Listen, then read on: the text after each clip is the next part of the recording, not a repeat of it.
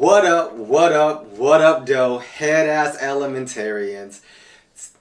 Abbott Elementary just dropped season 4, episode 14, district budget meeting. And there's only a few episodes left this season, but if you're like me, and I know I am, this was a great episode simply because all of the 90s TV references that it had, whether it was 90s cartoon, 90s primetime TV, comedy, whatever, this episode was chock full of Easter eggs, details, and references that you probably missed. So let's get right into it because you may think you know, but you have no idea.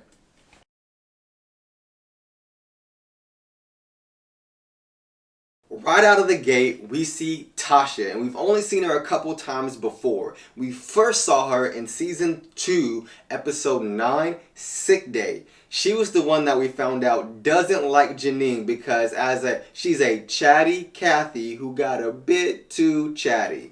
And that's why she doesn't like Janine. And because she doesn't like Janine, I don't like her. I don't care.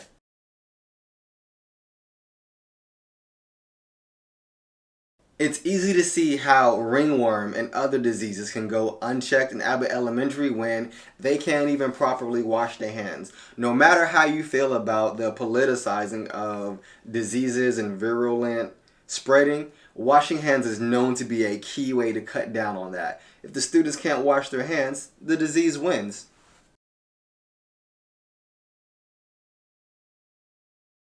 Now, this is supposed to be a dig at Ava not being good at her job, but there's also a lot of white-collar productivity tips about not checking your email first thing when you get to the office. And actually, there's a few specifically stating you shouldn't check your email until after the afternoon. Now, the reason for this is because if you start by checking your email, you go into a reactionary mode where you're reacting to the different things that people want from you given via your email. Whereas if you don't start your day that way, you start your work day on your terms. You can get done the things you need to get done before you start addressing things that other people want you to get done. Simply put, it's not letting others inflict their will on you until you get the things you need to do done. So, not a bad tip by Ava. Sounds like she learned something while she was getting her degree within the legal boundaries of Harvard University.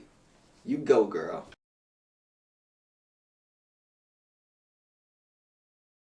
So in this show, there's 3.5 episodes that you can count on each season. 1 is going to be a field trip episode. 2 is an episode that takes place primarily outside, and 3 is an episode where they have to interact with those from the district. Prior to season 2, the episodes where they have to request something from the district went well because Ava was blackmailing the superintendent.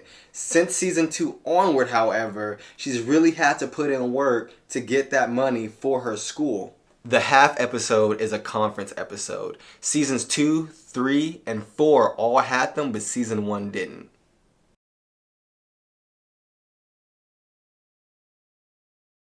I worked in a developing nation for a significant amount of time, and I remember on my first time, the first time we got 2-ply toilet paper, 3 rolls of 2-ply toilet paper that somehow went missing, it literally caused a fight.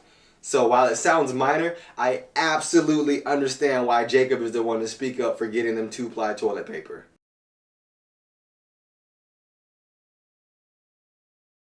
Barbara and Melissa have been teaching the longest out of everybody at Abbott Elementary, so I understand why they're the 2 most jaded. However, all season 3, they saw that the district can come through for them even if Janine was a big reason why it happened. You'd think by now they'd learn to have a little more faith in the district.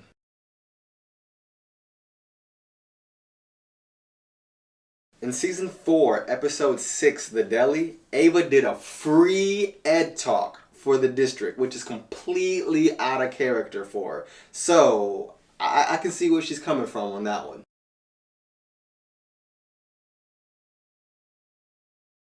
If you're on the low levels of a white-collar job and you want to get some face time with the upper levels or at least your boss's boss, Write down all of those buzzwords in an email and say as many of them as you can, as fast as you can, to your boss's boss or someone above, and see won't you get some FaceTime with them.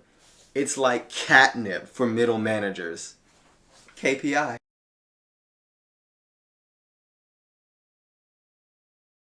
As a good Christian woman, Barbara doesn't cuss. So that's a cuss word free way of saying their relationship is a shit show. You know, because there's little ears around.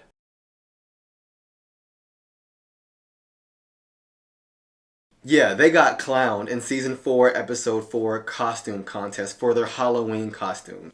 Take a wild guess which side of that fence we landed on. At least this time they want to have a low-key Valentine's Day.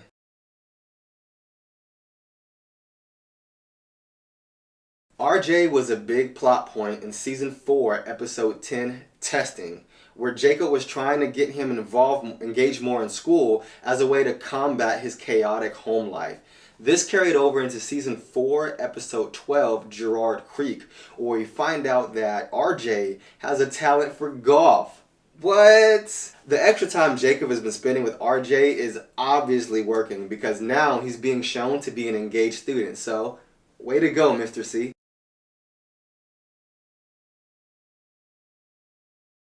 Even in the best schools with the most dedicated teachers, the teachers just don't have enough time to pour into each student individually in the way that they probably deserve. So the downside to bringing back a wayward student is that other students are going to want the same time and attention from that same teacher. And the educators just don't have the bandwidth to give, unfortunately. It's a sad fact that's also true. Teachers are our true heroes, y'all. Give them some respect.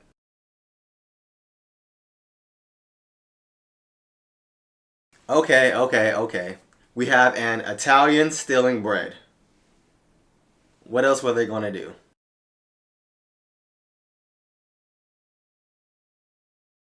Everyone adds their own rules to Monopoly, which is why the game always takes so long. And just like Monopoly, you can add some custom rules or restrictions into Bingo. Personally, my favorite version of Bingo is the People of Walmart Bingo, where they have squares such as a white girl with 2 or more mixed kids, or someone in the produce aisle with an animal that's not a dog or a cat, or my favorite, someone under 25 obviously stealing. If you listen well and somehow still have a printer at home, you can play along.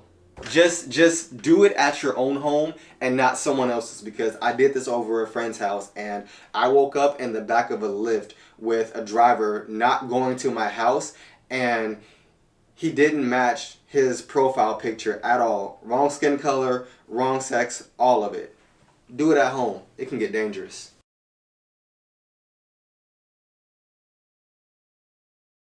I love this moment because we get to see a rare, intense side of Gregory that we only ever see on the courts. Check season 4, episode 11, Strike. Imagine if she had did this to them after he had just come off the courts.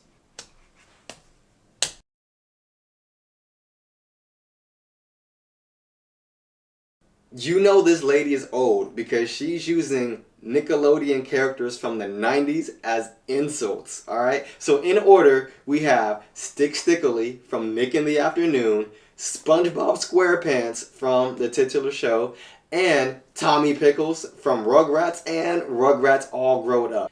If you was raised on this golden area of Nickelodeon comment, sound off in the comment section below. I want to hear from y'all. Yeah, we really do gotta name that section. Like, we gotta call it something specific to us. That would be kind of fun. Let us know what we should call our comment section down in the comment section.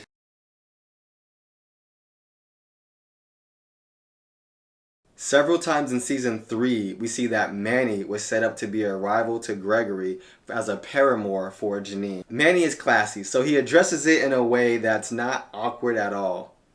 He's also a good-looking dude, so I don't think he will have any trouble finding someone who wants him.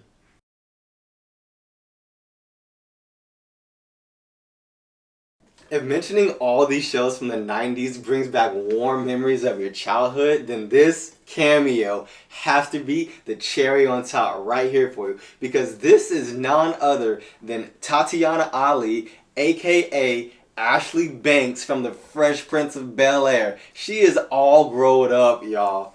In Abbott, which can still be inside of the same universe as the Fresh Prince of Bel-Air, she's Crystal, a rival elementary school principal to Ava. She's the principal of Liberty Rings Elementary and also a sorority sister to Ava as well. They last met in season 3, episode 8 panel, where she and her flunky provided some real TikTokable, soundbiteable answers to questions, but ultimately the answers were fluff and not full of content at all. They won the panel because somehow you could win that panel, but in my opinion, they lost the war.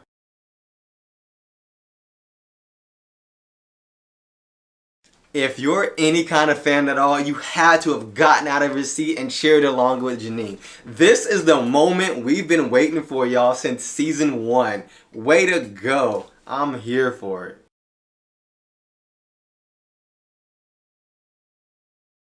In a deep cut, and stay with me, this may be a reference to a Simpsons episode where Lisa reveals that their textbooks are so out of date they refer to the 60s civil rights movement as trouble ahead. This means that Lisa's school's books were written in the 50s. Now, pop culture tells me that DEI, all that stuff, isn't really popular with the majority of voters in today's world.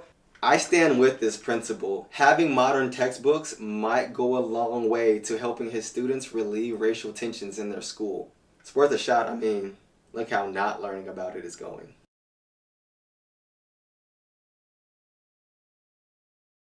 Ask my cousin Roderick, and I know you watching this episode, bruh. I know you cheated way back when we were 7 years old so you could get the last Spider-Man ice cream. I haven't forgotten, I haven't forgive, and I never will.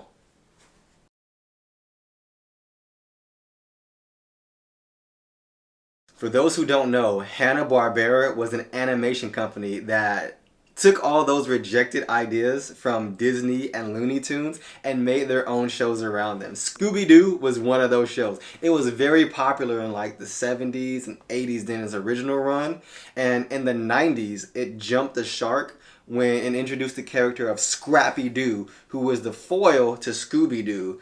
Whereas Scooby-Doo was a full-grown dog, Scrappy-Doo was a little puppy.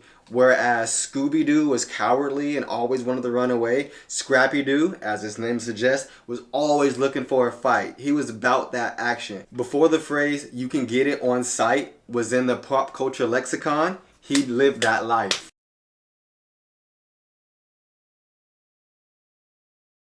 And we all know that Gregory, in fact, does not love food. There's only one explanation for this, and we don't need Occam's razor to find out what it is.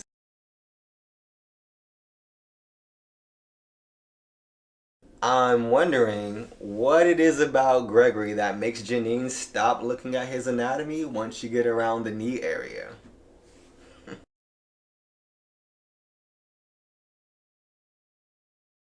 As her work mom and dare I say adopted mom, Barbara can almost always count on Janine bringing her some kind of silly situation.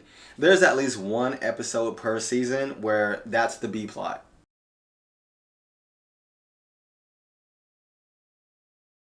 Okay, yes, yes, yes, I admit it. After they mentioned it, I took a couple minutes to get this exact frame to find out if Gregory was in fact wearing boots. Now, no, he's not. So that means that outside of basketball sneakers and gym shoes, we know that Gregory does wear regular shoes as well. Which Janine would know if she didn't get distracted looking around his knee area and actually made it down to his feet.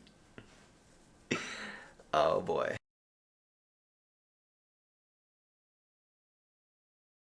Saying that someone is the apple of my eye is a real poetic way of saying that you're really into them and that you're really feeling them, that you might even love them, if you want to get explicit. Be Still My Beating Heart was coined by William Montfort in a 1705 play called Zelmane. It's a poetic way to say that you're very excited about something or someone because when you're excited, your heart starts to beat fast, which, according to Gregory, is the opposite of what beats the food does.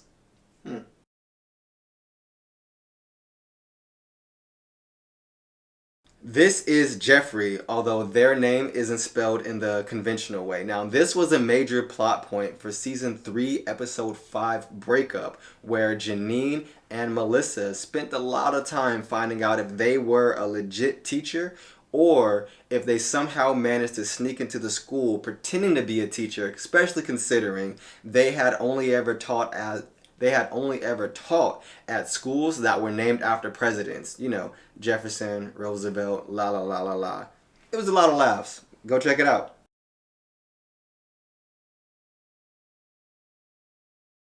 If you didn't see season 3, episode 8, panel, this is the kind of answer that Crystal and her flunky kept giving when asking questions. It's real TikTokable. It's real soundbitey.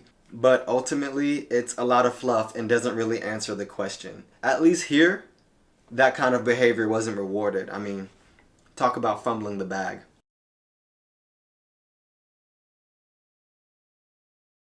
After having the gang from It's Always Sunny in Philadelphia, season 4, episode 9, Volunteers, I feel like those other teachers don't know what weird is, but I'm always going to stand 10 toes down for the Abbott Elementary crew. So if they got a problem with the Abbott Elementary crew, they got a problem with me. Hey, y'all with me, Head Ass Elementarians?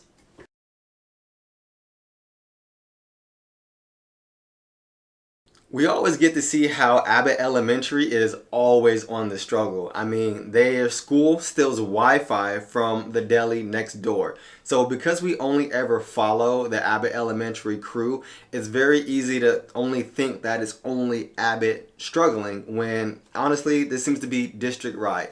Crystal at Liberty Rings Elementary is telling the district that their school doesn't even have enough books for each student to have one. She told the district that her kids are having to share textbooks in order to do homework. Now, what happens if the student doesn't finish homework in class? Who gets to take the book home?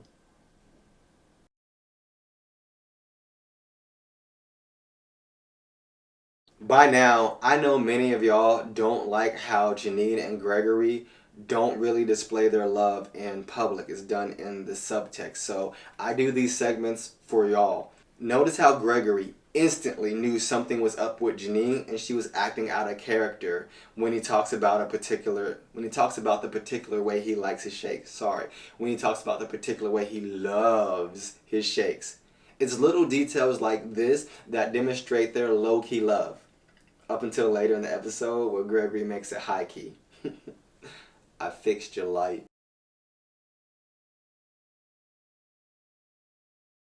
The Pan-African flag has a lot of different names, and it represents those of us who are a part of and affected by the African diaspora.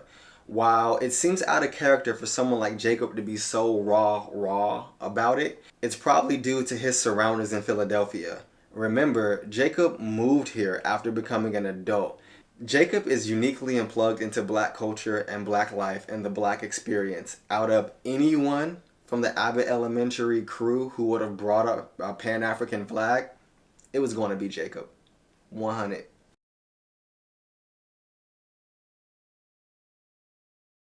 A quote that I was told was that parents raise their children for a world that no longer exists. In other words, they prepare their kids for struggles and difficulties that they as parents had that hopefully their children won't or will not experience. Said another way by my own parents, baby, nobody gave us a manual. We're making this up as we go. At least the Abbott staff cares enough to push through the difficult moments so that they can make it to the other side with their students.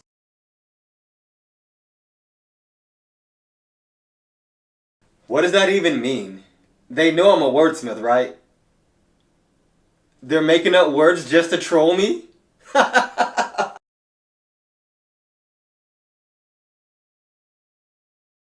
It was clever by Rebecca Peschietta, this episode's writer, to have Jacob be the one to make the references to Rent.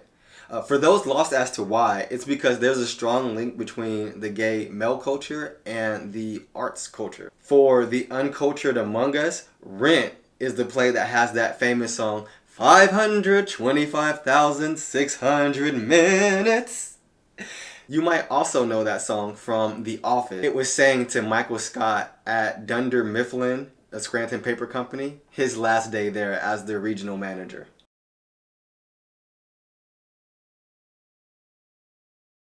I mean, Jacob is the only one other than Janine that makes impassioned speeches on the regular. He gave us a soliloquy in season 4, episode 2, Ringworm, episode 5, Dad Fight, and we saw it again in episode 6, The Deli, and there it kind of backfired because it worked a little bit too well. If there's one thing you can count of outside of Janine bringing up silly problems, it's that Jacob is going to give a heartfelt monologue.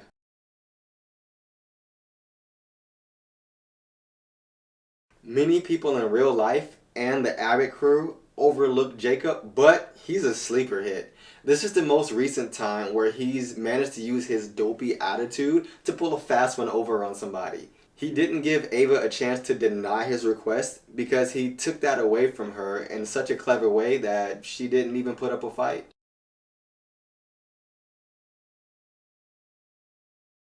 I bet y'all forgot they were still living together, didn't you? That's why I make these episodes.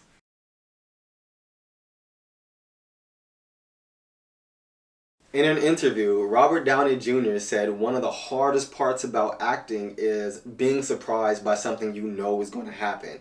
Now, in real world, they don't just shoot the episode. They do rehearsals, they do several takes. So this guy knew he was going to be pushed out of the way.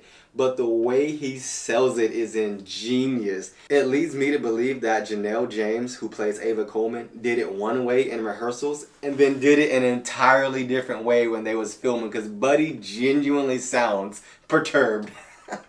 Why? It's a running gag in the show that Ava is either just not good at her job or that she doesn't care enough most times to do well at her job. Episodes like this show that she can turn that on and off at will. It also shows that she does have a heart. She does care about the effect that she has on other people. Or maybe she just cares about her sorority sister.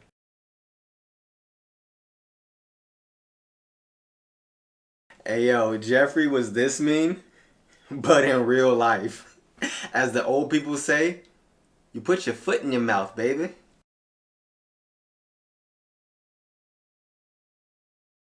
I love how the writers of Abbott Elementary put little nuggets of black culture and black lives in each of their episodes. In a blink and you'll miss it detail, you'll notice that Barbara isn't clapping like the others. She's snapping her fingers. Now, this snapping as a celebration mechanism is real big and real popular in the jazz culture. And despite who you ask, it started in the jazz culture, which I am totally convinced that Barbara would be a part of. Her and Gerald definitely seem like they would get into some jazz.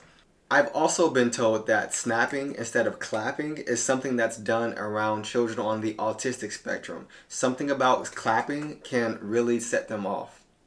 The more you know.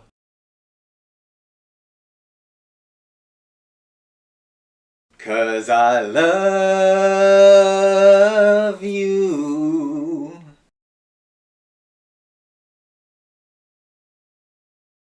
This is the most overt PDA Jeggery has ever done on camera. They are literally in front of the busiest, most important conference they're gonna have at their career all year.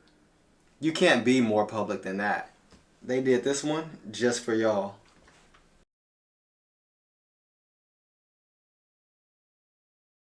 In the Abbott universe, there's a restaurant called Bonetown. They're not talking about that though. Hey.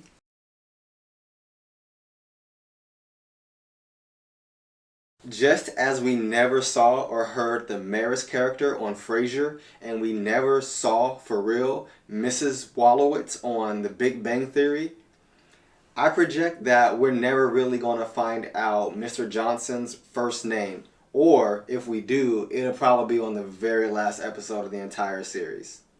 This line right here, Makes me sure of it. Alright, my head ass elementarians, that's Easter eggs, details, and references that you probably missed your first time watching through Season 4, Episode 14, District Budget Meeting.